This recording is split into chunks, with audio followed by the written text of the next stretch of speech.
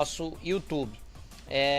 Primeiro queria a sua opinião, Itamar, sobre essa contratação do Ney Franco, né? Um treinador de grife e tudo mais, a gente já falou disso, mas a sensação que me passou é de que o Ney Franco chega com uma certa desconfiança do torcedor.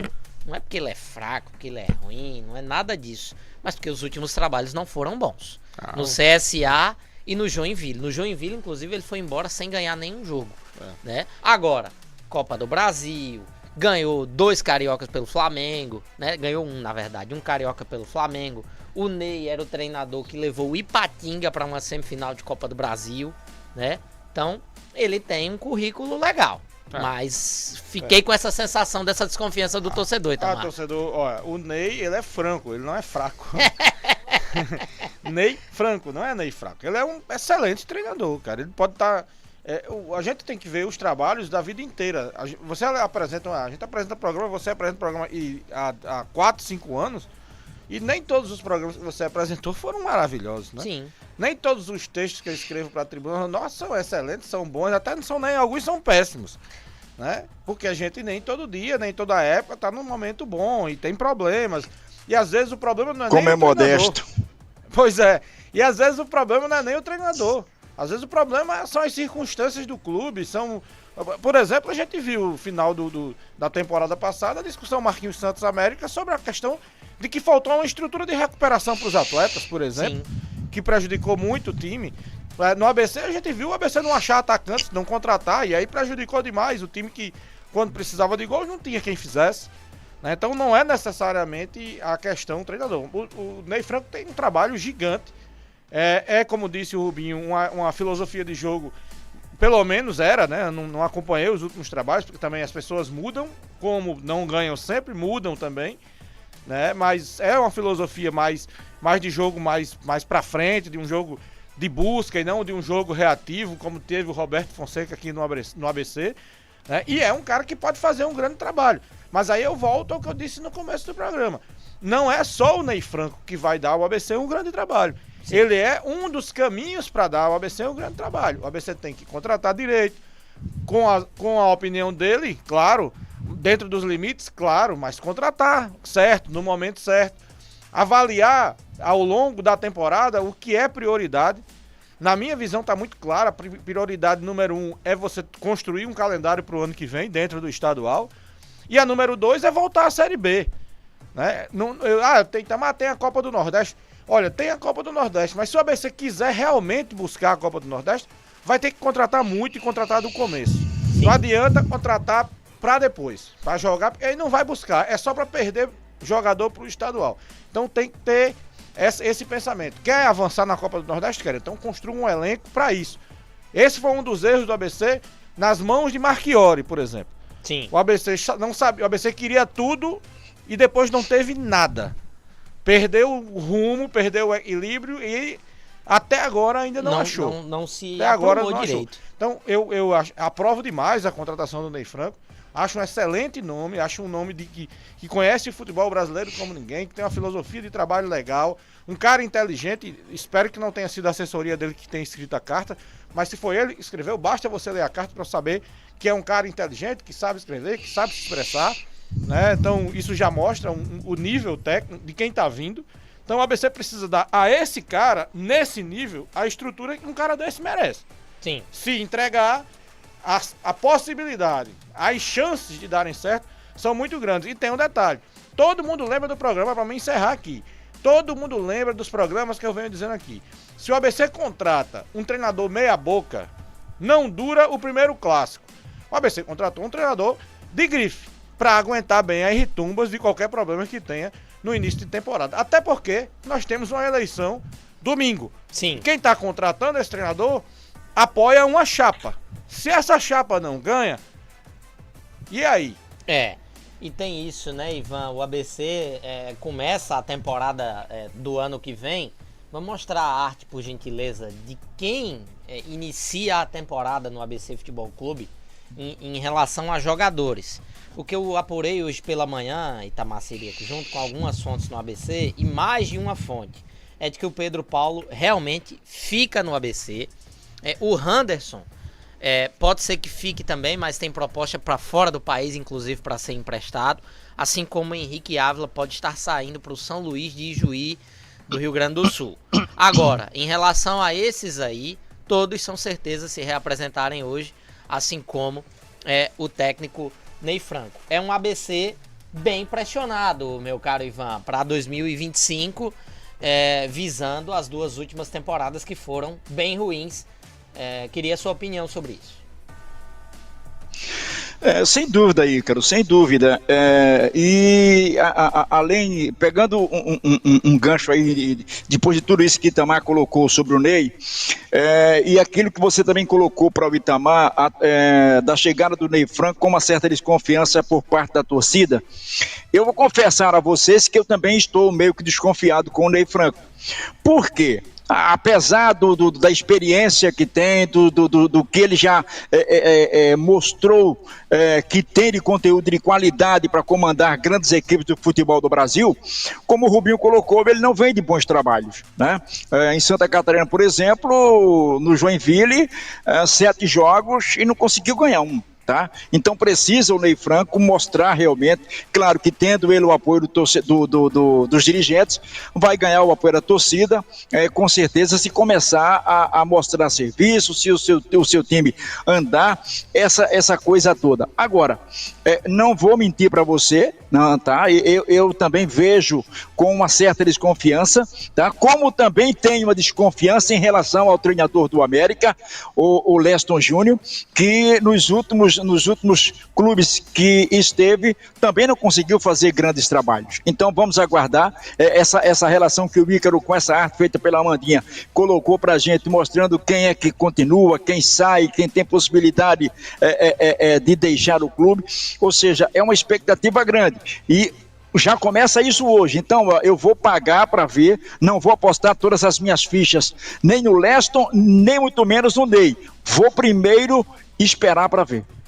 Ô Arboez, você que é um cara que faz muitas análises táticas, né? Imagino que você conheça bem o trabalho do Ney Franco, que acho que o último grande trabalho dele foi no São Paulo, né? Lá em 2012, quando ganhou aquela Sul-Americana em cima do Tigres. Mas o Ney teve um trabalho muito bom na seleção brasileira, no Sub-20, foi campeão sul-americano, aquele timaço que tinha Neymar, Diego Maurício, o Henrique Almeida, né? Acho que o Casemiro era daquele time também. É um cara que o ABC vai precisar das opções, né, para que ele consiga executar melhor o estilo de jogo dele, visando aí os resultados positivos, Arboy. Ícaro, Ivan, Itamar, amigos da bancada aí, ouvintes da Jovem Pan News Natal. Toda vida que a gente vai falar de tática, antes da gente falar da tática, a gente tem que pensar nos princípios de jogo do treinador. E é o que, muitas vezes, o que vai definir a identidade do time, de como o treinador quer que o time jogue, são princípios que tem muito a ver com o que o Itamar falou um pouco antes.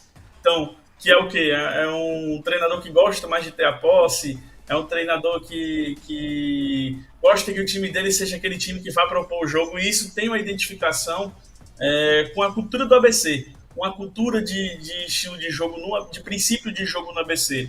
Para a gente aprofundar um pouco em estilo de jogo, a gente teria que ver vários trabalhos do Ney Franco, mas é um treinador que, particularmente, eu acompanho desde menino, porque é um treinador que sempre teve times jogando e vencendo e brigando por título no Campeonato Brasileiro, times de diferentes níveis, como você muito bem citou, Ícaro, Ipatinga, né?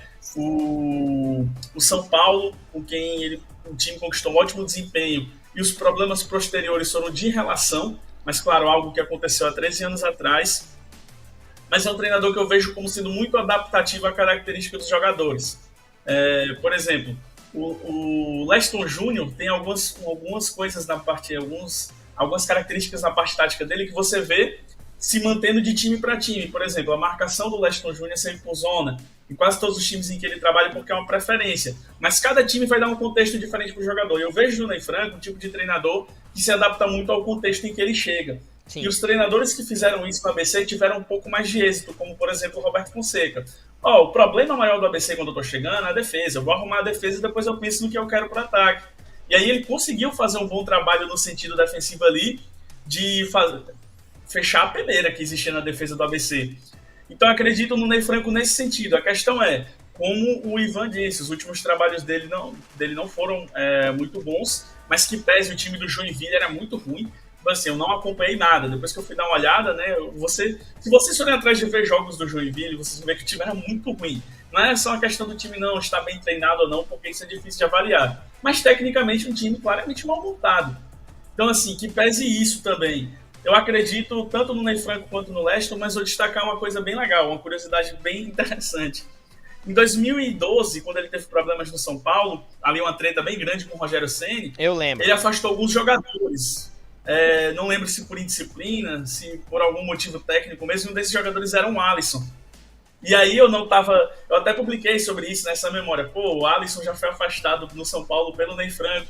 E um torcedor do ABC, não lembro qual, mas aquelas páginas de torcida, prontamente foi mandar uma mensagem para o Ney Franco, perguntou se tinha algum problema com o Alisson, ele respondeu que não, gostava muito do Alisson, ele disse menino bom, o Alisson já não é mais um menino que nem era em 2012. Mas que bom que não, a gente espera, né, porque é o que ele fala, mas a gente espera que não seja um treinador que venha trazer problemas, mas que venha a trazer de repente um Alisson jogando a bola que a gente viu o Alisson jogando na última rodada do Brasileirão Série C desse ano, né, Ícaro? Interessante. Olha como é legal o trabalho do repórter, né, do jornalista, como foi aí o Arboés, né?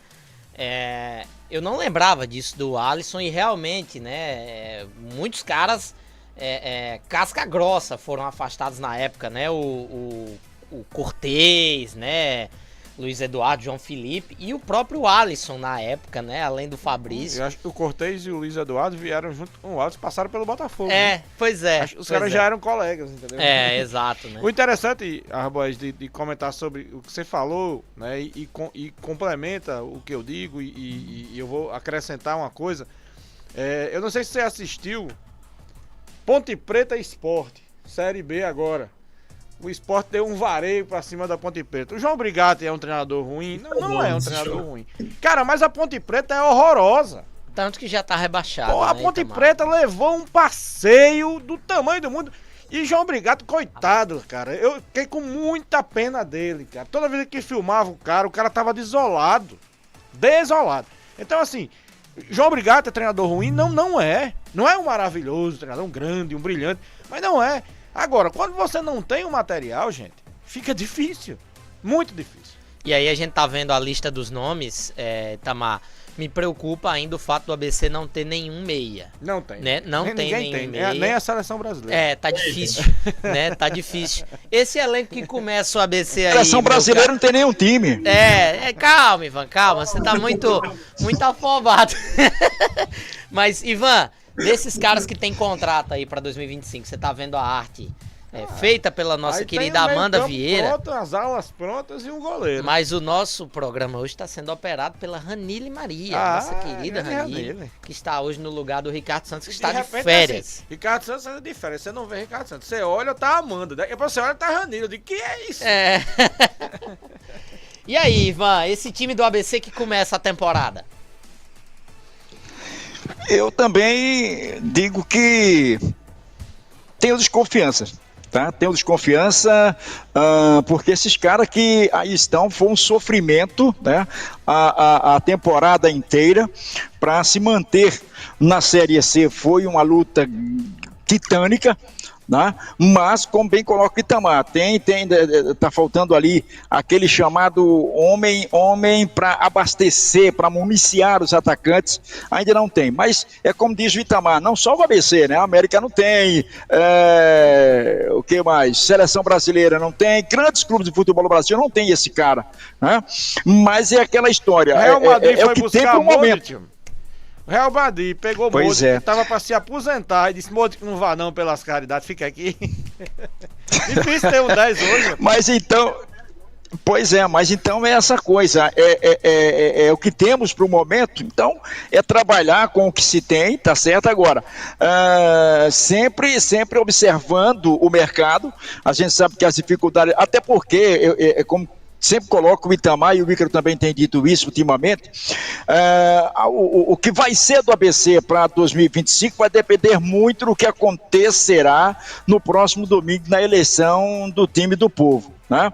Mas, enfim, é uma situação muito, mas muito delicada. Agora, essa questão o Ney já vem com alguns nomes, eu tenho certeza disso, na sua bagagem para indicar e solicitar para a diretoria do ABC tentar trazê-los. Então vamos aguardar um pouquinho mais. Eu confesso a vocês que com esses nomes, com essas peças que aí estão, eu, a exemplo do torcedor alvinegro, tenho certeza que também deve estar com o mesmo pensamento que eu, com um pé atrás. Viu? Eu não sei, acho que talvez o Arboer lembre do nome, do auxiliar técnico do Guardiola. Né? Eu assisti um programa muito legal, eu também não lembro do jornalista, porque eu sou péssimo de nome, péssimo. Eu trago lá de Ícaro, se não anotar o nome Ícaro, eu esqueço. Então, assim, o cara faz ele falou o nome. Como é o nome? Tito? Juama Lilo. Isso, Lino. Tem uma entrevista dele. O Juama Lilo é o Paco Cerulo. Isso, ele é o Lino. O jornalista brasileiro fez uma pergunta a ele, né? Porque ele disse que é um pai arrependido das táticas que se usam hoje, inclusive das táticas de treinamento, do famoso 2 toques. Hoje em dia se treina 2 toques. Você der mais de 2 toques na bola, você não é jogador. E assim vai. E ele disse que isso se criou uma padronização mundial. Gente, você treina na Arábia, você treina no Brasil, você treina no Manchester City. Isso tem acabado com a criatividade no futebol do mundo. Onde é que tem mais criatividade, em tese, no mundo? É o futebol brasileiro. Ou seja, se acaba com a criatividade na Inglaterra, você imagina no Brasil. Então o que acontece? Todos os jogadores que surgem na base do futebol brasileiro hoje, que são um pouquinho mais dribladores ou um pouquinho mais técnicos, o que os caras fazem? Mete os caras lá pra frente. O cara é um 10-10, o cara joga o cara pra ser ponta. Se o cara for um ala razoável, o cara joga o cara pra ser ponta. Aí os caras pegam quem? Os caras que são volantes pra ser meia. Isso acabou com a criatividade do futebol brasileiro. Tem acabado. Por isso que é tão difícil achar um 10. Por isso que passou-se um tempo desse agora debatendo se Ganso voltava ou não pra seleção. Porque o futebol brasileiro, ele se europeizou demais. E isso eu coloquei na minha coluna na semana passada, cara. Sim. Então por isso que me chamou tanta atenção dessa entrevista do auxiliar técnico do Guardiola. E a gente precisa resolver, corrigir isso. Né? Porque você veja, eu falei do Modric no Real Madrid, mas veja o Rafinha. Tava lá na ponta, os caras não tem meia no Barcelona. Cadê o então não tem meia? Rafinha vem aqui jogar no meio? O que que Dorival tá fazendo com o Rafinha na seleção? Vá lá pro meio. Mas aí também o próprio Dorival, sabe, não ajuda com essa convocação, não ajuda com a forma de jogar, não ajuda botando Estevão, que é um grande jogador, faltando 3 minutos. Futebol brasileiro é complicado. Aí a gente tá falando do futebol brasileiro, futebol mundial. Mas que comparação? Não, gente. O nosso futebol é o reflexo de tudo isso aí. Não se enganem. Não se enganem. As nossas categorias de base, de ABC, de América e tudo, são formadas dessa forma. E por isso, inclusive, a gente tá falando, será que vai contratar um meia? Por que na base do ABC e do América não tem? Será que não tem? Ou será que não valoriza? Tem, a questão é exatamente essa aí. Pois cara. É porque treinador de base, cara, 90% do treinador de base brasileiro quer reproduzir o que ele leu no livro do Guardiola e achar que tá fazendo a mesma coisa, que o contexto é o mesmo, e não é. O problema de trazer todas essas ferramentas, táticas modernas que existem, é você querer trazer o futebol brasileiro se você adequar o futebol brasileiro. Perfeito. Não fazer que nem o Japão, que pegou toda essa cultura de jogo de posição e não sei o que mais lá das quantas, e adaptou a cultura deles e criou uma ideia de jogo para eles. O Brasil nem cataloga o que já foi feito aqui, o que sempre existiu de tática no futebol brasileiro, e quando pega alguma coisa lá de fora é só para tentar botar em prática sem tentar entender nenhum motivo do porquê aquilo está sendo feito.